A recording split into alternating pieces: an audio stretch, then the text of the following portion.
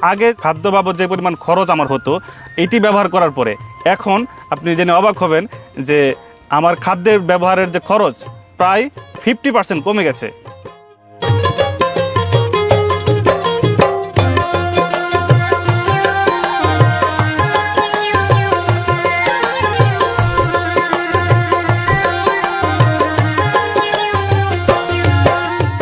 সুপ্রিয় মৎস্য খামারি ভাইরা, আপনারা জানেন যে আমরা মৎস্য চাষিদের সংকট, সম্ভাবনা এবং সাফল্যের গল্প আপনাদের সামনে উপস্থাপন করার চেষ্টা করি।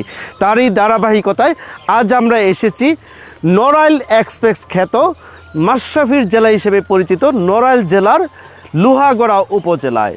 তো আজকে আমরা এসেছি জিহাদ ভাইয়ের বাড়িতে। তো জিহাদ ভাই কেমন আছেন? জি আলহামদুলিল্লাহ ভালো আছি, আপনি কেমন আছেন? হ্যাঁ আলহামদুলিল্লাহ ভালো রয়েছি এবং দেখছি আপনার অনেকগুলো পুকুর। জি আশেপাশে যে কটা পুকুর দেখছেন সবগুলোই আমার। এই পাশে যে এই পুকুরটি দেখছেন এটি প্রায় 15 বিঘা পরিমাণে, এবং তারপরেই আরেকটি পুকুর আছে 20 বিঘা পরিমাণ জায়গা নিয়ে, এবং এই পাশে আরেকটি 20 বিঘার জমি খনন করছি। বাহ বেশ, সেটি আর নতুন প্রজেক্ট চালু করছি আর কি। চলুন আমরা আপনার সাথে কথা বলে বসে কথা বলি। আচ্ছা ঠিক আছে চলেন। আচ্ছা জিহাদ ভাই, আমি যখন ঢাকায় ছিলাম বিভিন্ন মাধ্যমে শুনেছি যে আপনি অনেক সফল একজন উদ্যোক্তা হিসাবে বর্তমানে প্রতিষ্ঠিত আছেন, এবং আমরা শুনেছি যে সরকারি চাকরিজীবীর পাশাপাশি আপনি এই কাজটা করছেন। তো আপনার শুরুর গল্পটা আমরা শুনতে চাই।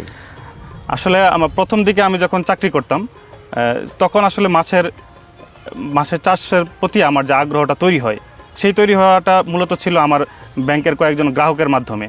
আমার ব্যাংকের যারা গ্রাহক ছিলেন তাদের মধ্যে থেকে কয়েকজন গ্রাহক ছিলেন যারা আমার ব্যাংক থেকে মোটা অঙ্কের লোন নিয়েছিলেন এবং সেই লোনগুলো যথাসময়ে পরিশোধ করছিলেন এবং কিস্তিগুলো যথাযথভাবে তারা পরিশোধ করছিলেন।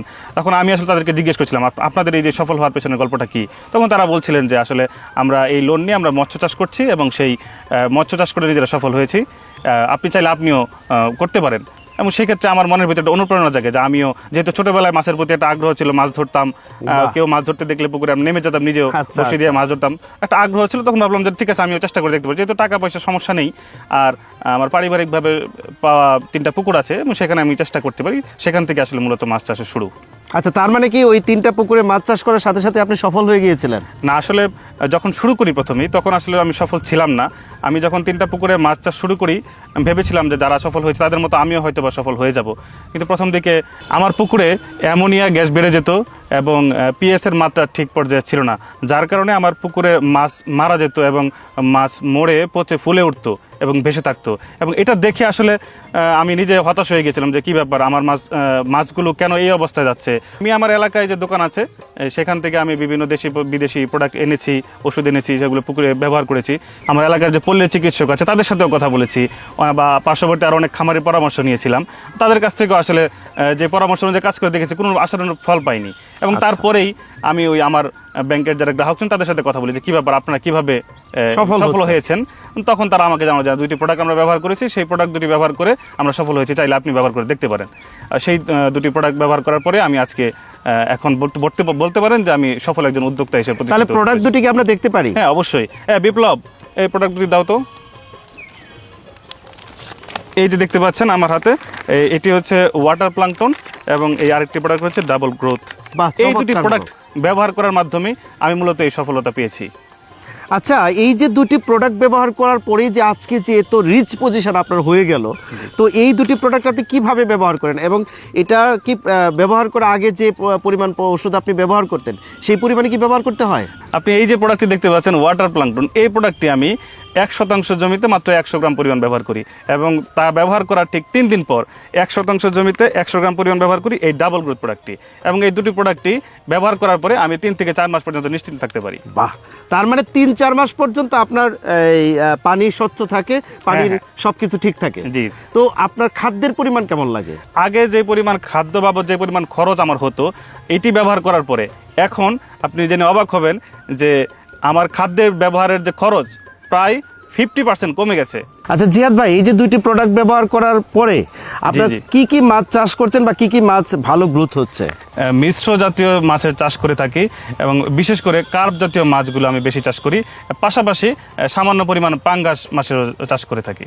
তার মানে হচ্ছে যে আপনি এই যে সফল হয়েছেন, আপনার সফলতার গল্প এবং মানুষের মাঝে মুখে মুখে ফিরে আসছে, সেটার মূল কারণ হচ্ছে এই দুটি প্রোডাক্ট। জি জি অবশ্যই। আচ্ছা, আপনাকে দেখে কি এই এলাকার মানুষ, যে আজকে আমি যখন আসলাম দেখলাম যে এই গ্রামে এই এলাকায় প্রচুর মানুষ মৎস্য চাষে আগ্রহী হয়েছে। আপনি যখন এই মোড় দিয়ে যখন ঢুকেছেন তখন সেখানে কিন্তু দুইটা পুকুর দেখেছেন, সেই দুইটা পুকুরেও কিন্তু যে তারা কিন্তু মাছ চাষ করছে এবং তারা এই দুটি প্রোডাক্ট ব্যবহার করছে।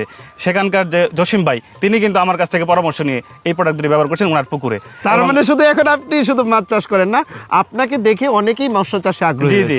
আমার এলাকায় আরো বেশ কয়েকজন মানুষ এরকম আগ্রহী হয়েছে এবং তারা এই প্রোডাক্ট ব্যবহার করে তারাও নিজেদেরকে সফল হিসেবে প্রতিষ্ঠিত করতে পেরেছে। এবং আমি আসলে প্রত্যাশা করি যারাই আমার কাছে পরামর্শ চায় তাদেরকে আমি পরামর্শ দিই আপনারা এই দুটি প্রোডাক্ট ব্যবহার করুন। আশা করি আপনার আগে যে পরিমাণ উৎপন্ন হতো মাছ তার থেকে আরো দ্বিগুণ বা কোনো কোনো ক্ষেত্রে 3 গুণ পরিমাণ মাছ বেশি উৎপন্ন হবে। বাহ, অনেক ধন্যবাদ ভাই, আপনি ভালো থাকবেন। আপনার সফলতার গল্প অবশ্যই আরও ছড়িয়ে যাবে। আপনার পরামর্শ নিয়ে আরও অনেক সফল উদ্যোক্তা হবে, যারা বেকার ছেলে রয়েছে আপনাকে দেখে উৎসাহিত হবে, তারাও উদ্যোক্তা হিসেবে আত্মপ্রকাশ করতে এই পারবে। বিষয়ে আপনাকে একটি বিষয়ে আশ্বস্ত করতে চাই যে আমি যখন চাষবাস শুরু করেছিলাম এবং তারপরে আমার ভিতরে এরকম একটি প্ল্যান ছিল, আপনি যে কথাটি বললেন যে বেকার যুবকদের জন্য কিছু করা যায় কিনা। এখন আমি যে মোটামুটি এরপরেও আরও যখন 3টি পুকুর আরও কার্যক্রম শুরু করেছি, 3টি পুকুরে আরেকটি পুকুর খনন করা হচ্ছে প্রায় 15 বিঘা পরিমাণে। এই সবগুলো মিলিয়ে এখন পর্যন্ত 4জন ছেলেকে আমি কর্মসংস্থানের সুযোগ করে দিতে পেরেছি, তারাও এখানে কর্মসংস্থানের সুযোগ পেয়েছে, তারাও এখন মোটামুটি খুশি হয়েছে আমার প্রতি। আচ্ছা আচ্ছা, আলহামদুলিল্লাহ, শুনে ভালো লাগলো।